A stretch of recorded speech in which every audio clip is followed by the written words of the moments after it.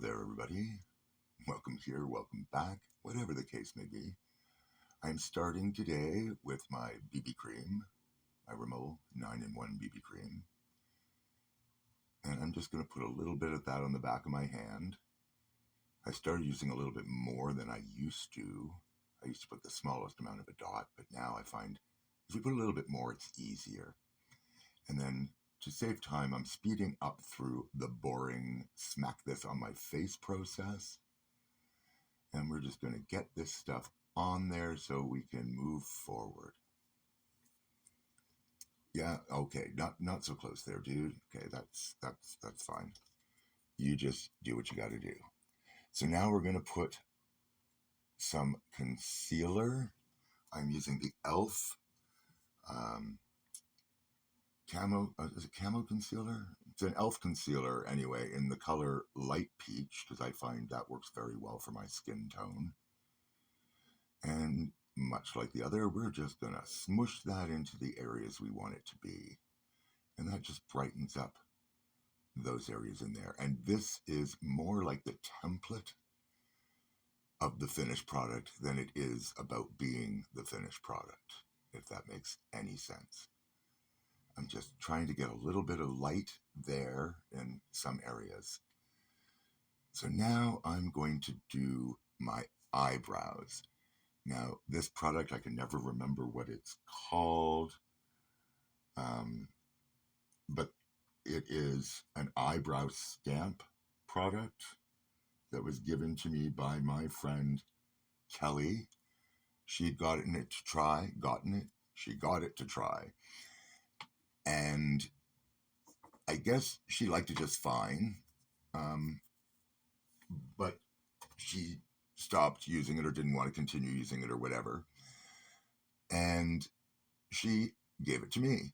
So I use it and it's like, oh my goodness gracious, that is just so awful.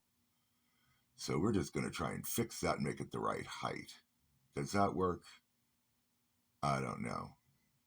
I'm not so sure this is the right thing, but we'll just see. I'm putting it away, so I must be satisfied. Yeah, we'll just put that right over here then, shall we? And now I'm going to take my NYX Lift and Snatch. That's a little blurry to read. And that is an eyebrow pencil. And I do like to do a little details with this. I'm still not getting the right shade for me. This is brown. I've used a light brown. I've had the darker ones. There's two kind of darker ones that I used to use, which I can't remember the name of at the moment, color-wise. And they seem too dark, and everything else seems too light, and it's very hard for me to find something that works the way I would like it to. So now I'm taking that concealer again, and I put a little bit on a brush, and I'm just going to try and paint around the eyebrows. I saw this done, and I wanted to see if this makes a difference. And what I learned from doing this is it actually makes the eyebrows look more three-dimensional for some reason. Right? It seems to make the dark sort of lift away from the light, even though it should make it recede in theory. But there's something it does that makes it look like the dark eyebrows are popping off the skin more than just being stamped on there the way that they actually are. So yeah, I'm just putting a little bit of this underneath the brow bone, underneath the brow, to be the brow bone, to highlight the area that I'm calling a brow bone.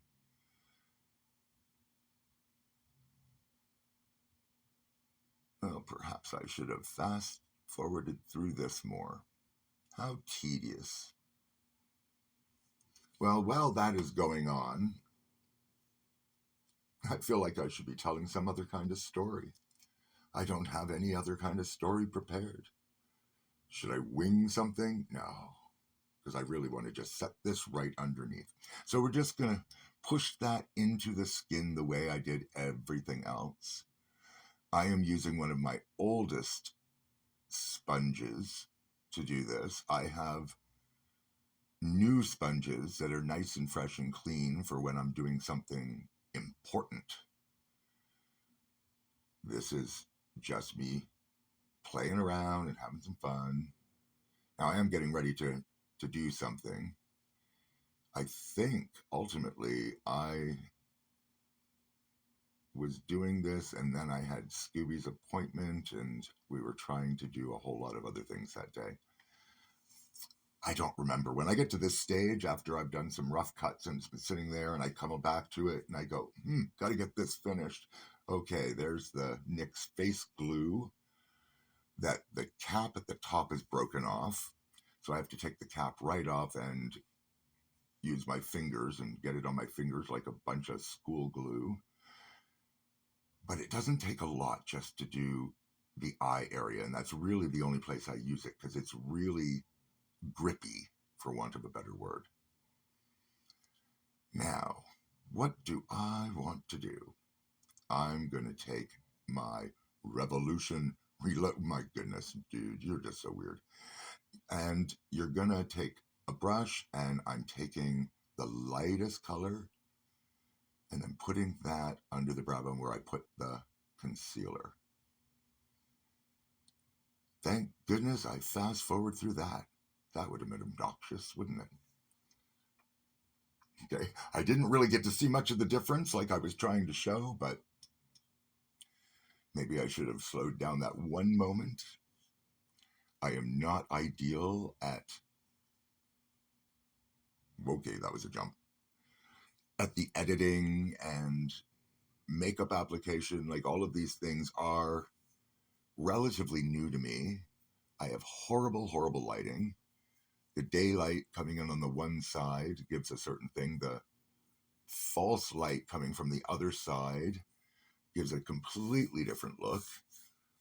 So I end up always having to go towards the window when I really want to see how it looks all together, which you will see later. So I'm taking the brown and I'm putting that in the outer part and up in what would be the crease. And I'm just trying to establish some shading, not really a specific color.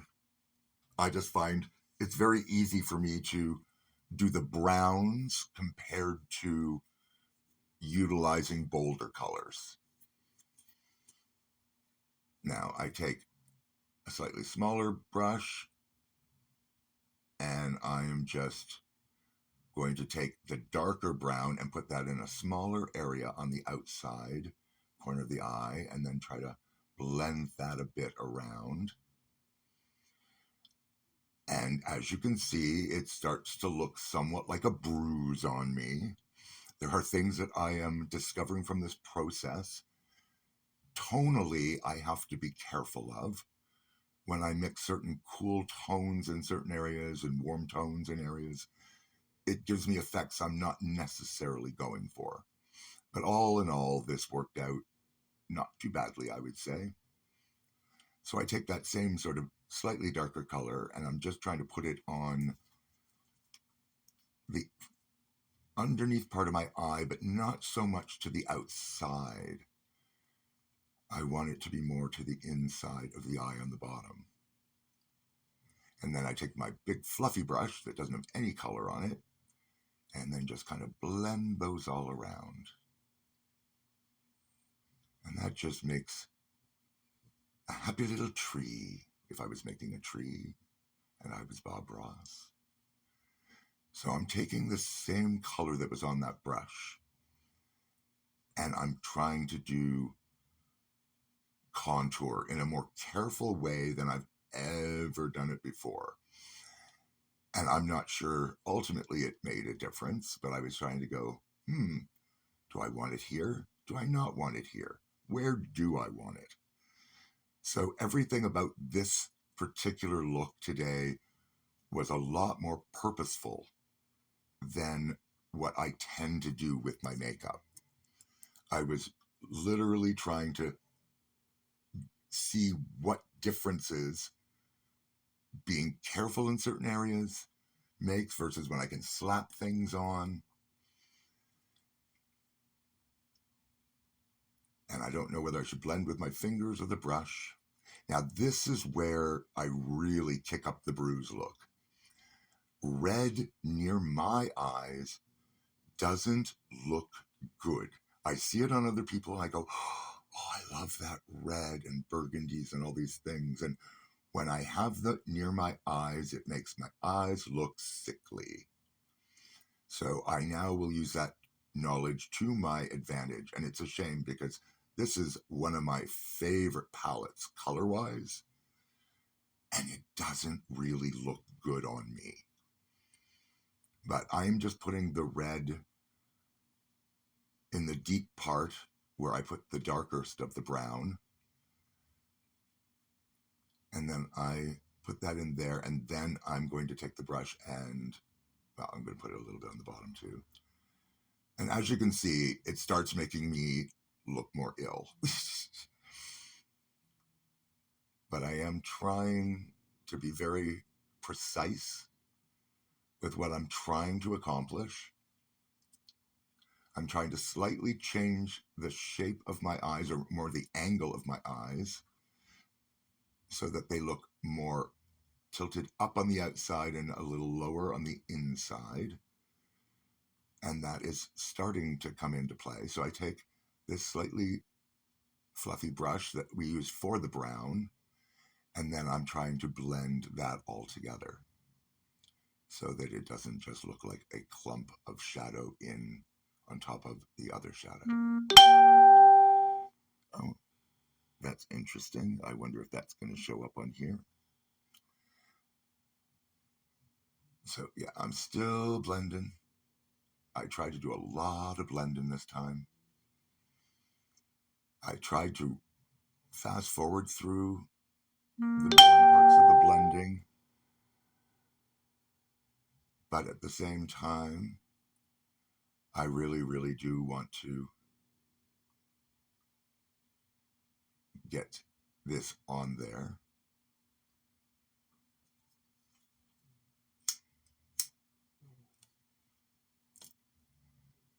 And then I'm taking this red and I'm kind of bringing the red in a little bit to what I've done so that I don't have a lot of separate colors just blocked into areas. But I'm also not trying to make the nose look the same color as the eyes. But I had a thought that if I use the same tones and colors, I will end up with sort of a more harmonious, homogeneous look when I'm done. And I think that may have been a good thought. I don't know if that's why things worked out okay, or whether it was a separate set of things. But it was nice taking my time.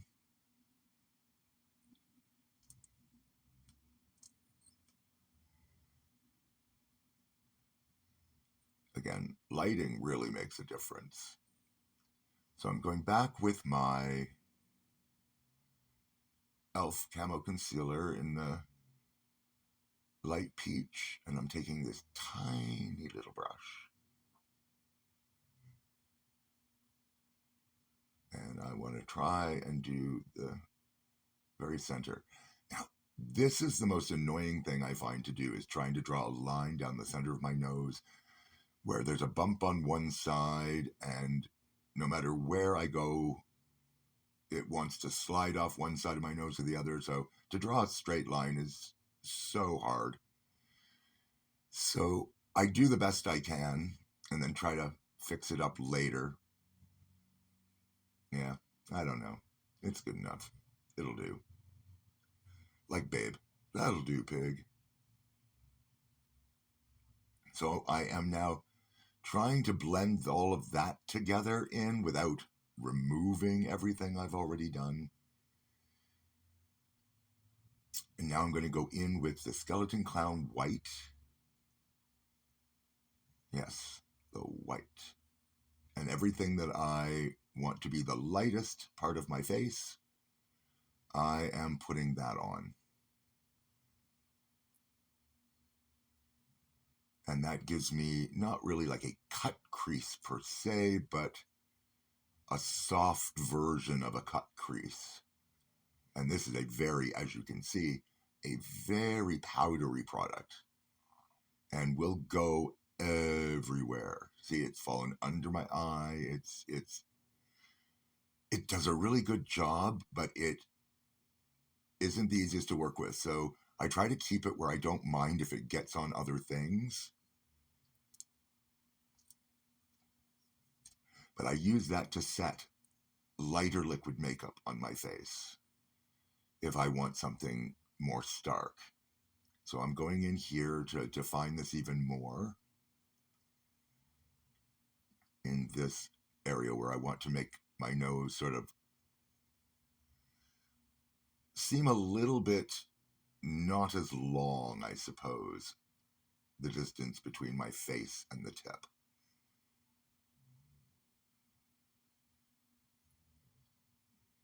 And again, just kind of blending that in. Now again, taking the fluffy brush that has nothing on it, and then I'm trying to blend that stuff in. And I really like how the white does really cling and will still soften into the other things. Now, I thought I would take my glitter where I have all these wonderful, I think 35 options. And I was going to take one of those. I nearly dropped it and I was like, no. I don't think so. I'm going to take out my special bag of glitter. This is where I have my Lise Wattier and my MAC glitter. And MAC in the lavender glitter. And now what do I want to use? I think I'm going to start by taking some of this Lise Wattier and I'm going to take, it has a primer that is shiny, which is very good to put underneath it because it maximizes the shine. So there's my Lise Wattier. And I'm going to take a brush. I've always just kind of done it with my finger. So yeah, decided to still do it with my finger. And it is a nice shiny metallic. And one can use just this if you want just a little bit of shine in an area. Because it's nice, it's creamy, but it's not liquid. And it literally just puts a sheen of a shine over whatever you have on there. So it doesn't change the fact I have two colors there. It works over both of them and still keeps them as two sort of separate colors. Now, it doesn't show much on the camera so much what I have done there, but it does add a shine to the center part of my eye, which for me was going to make it lift a bit more from my face. Now I'm taking the glitter, the Lise Wattier glitter that goes with that, and I am just packing that onto the area of the eye I had just put the shine.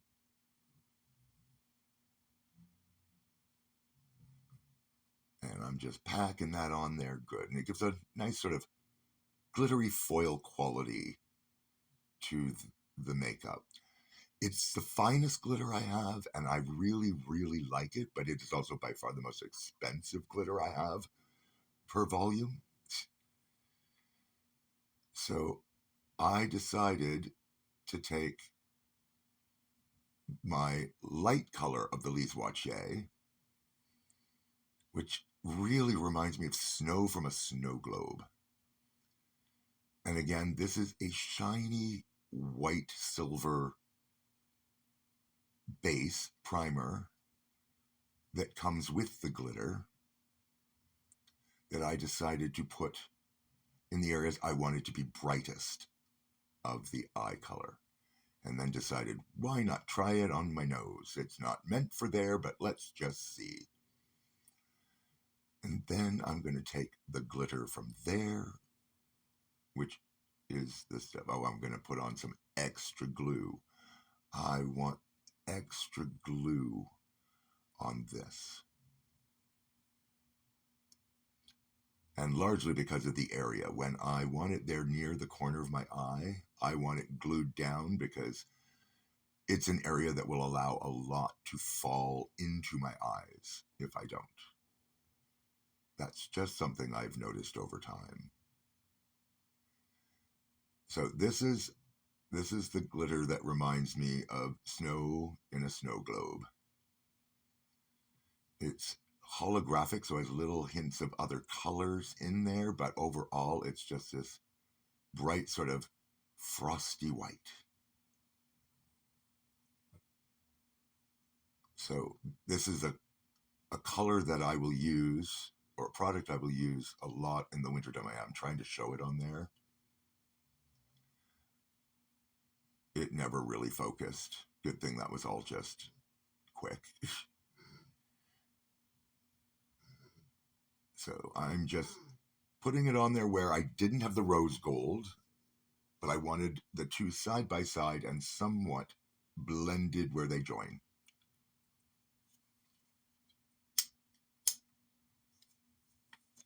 Now, to take yet a third glitter option, I'm taking the MAC Black Hollow Glitter and putting that more to the outside.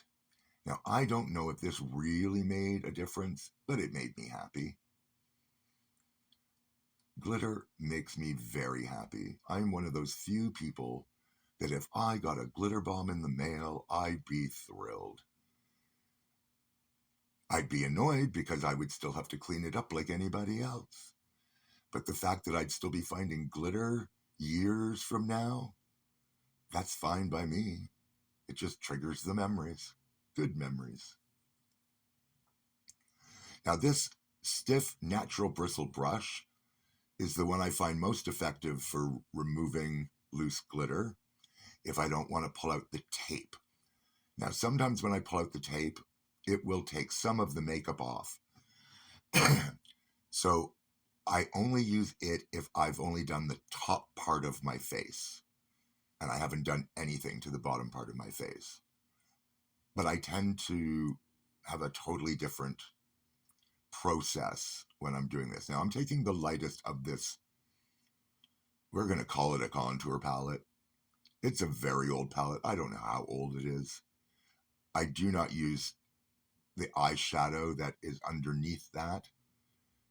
There's 2 trays of eyeshadow underneath that, little eyeshadows.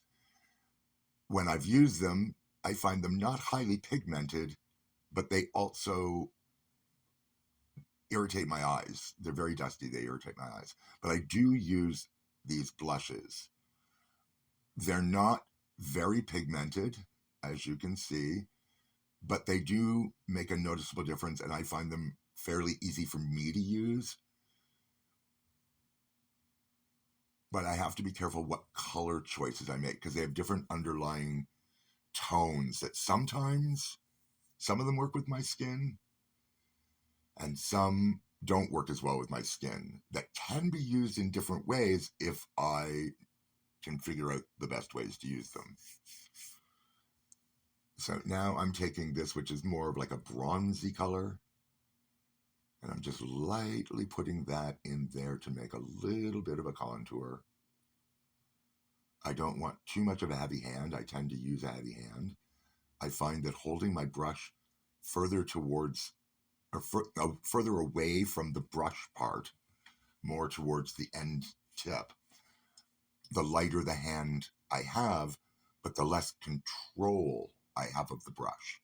So this I find is kind of a good medium. I'm more than halfway back, but I'm not at the end where it's all flopping around. And I'm just putting that in the areas that I want to have be a little bit kissed by the sun or a little bit tanned or something along those lines. And then I want to sort of blend those areas to the other things that have already been done. And now I'm trying to figure out what else do I need. I think I'm going to take this area and do under here, which is just the same sort of the bronzer kind of color that I use. It's not. I didn't really use a contour under there at this stage. That's just the bronzer, just trying to give a little shadow under the jawline. As you can see, as we get older, things sag and you can't get like nice lines or anything. So you just kind of do the best you can. Now I'm setting all of this stuff, everything I've already done, I am setting now with this Revolution setting spray. Denis got it for me and it is really nice. I really like it. It's gone a long way. I was afraid with it being sort of aerosol, which I'm not a big fan of aerosol, but it does give a really nice sort of mist. But every once in a while you get little globs, but I get that with every single type of spray unit that I have tried. They are not consistent in their flow. But then I take the sponge and then I try to just sort of press the liquid and the makeup together into my skin without, smearing it and smudging it. And now this I use for my lips, the lip glaze. And I forget the company that this is. I just had that. Maybe I can look that up. But it is nice. It's a bit hydrating, which is good. It says it's hydrating, and I find that it does. Can I find the name on this? What it's called? It is. Good Lord, that is just too hard to read. Can I read it on here? No, I cannot. I cannot read it on any of these things.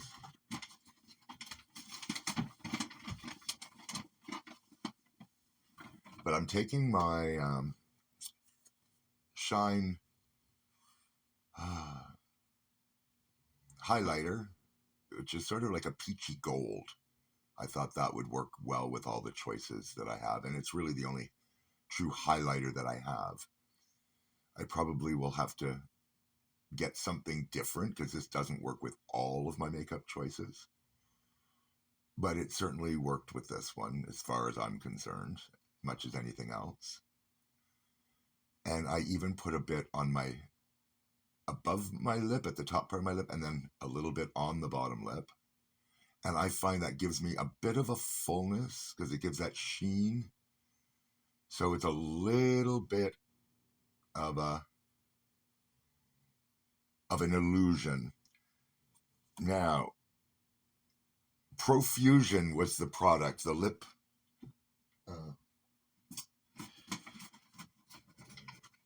The lip product that I used was Profusion. Is the company.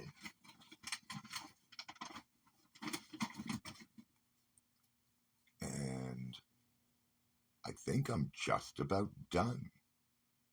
Am I not? I don't do mascara as a rule.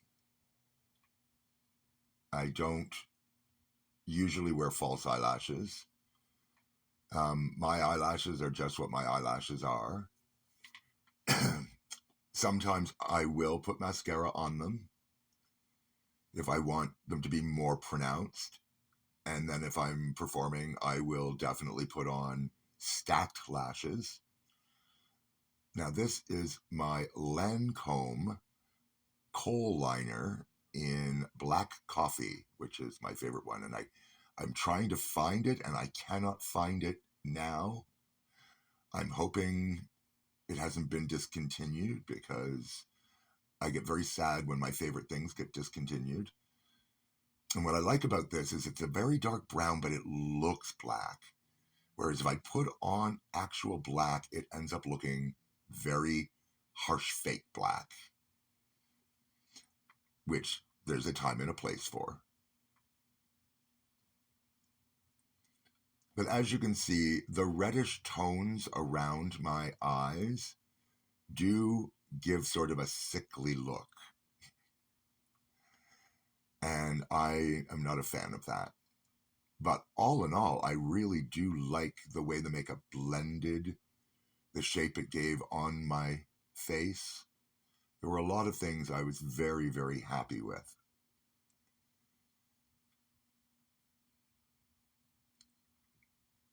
But then it's like, do I want to put something here? And then when you do, it's like, oh, if it's too late, it's too late. So you kind of have to, when you get to a certain point, really be careful with the choices you decide to advance with. But because my lids are I have very hooded eyes, so I have very little lid space when my eyes are open. I don't want to put eyeliner up there unless I've really dramatically enhanced the size of my eyes visually, if that makes any sense. So I ended up putting the black underneath and on my lash line. So this is a sort of a gray, blue, white. It's a little less harsh than a white. And I've had this particular liner for 35 years. There's only so many times I like to use it. But I think we're pretty much done. A little bit more blending, a little softness, take away a little of the errant glitter pieces.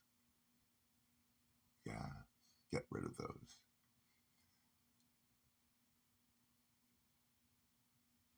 Someday I may try taping my face back or something like that and see what that gives me just for the fun of it. But I really prefer just to keep the skin part as natural as possible and then just see what you can do over top. So until the next time, as always, take care of yourselves and each other.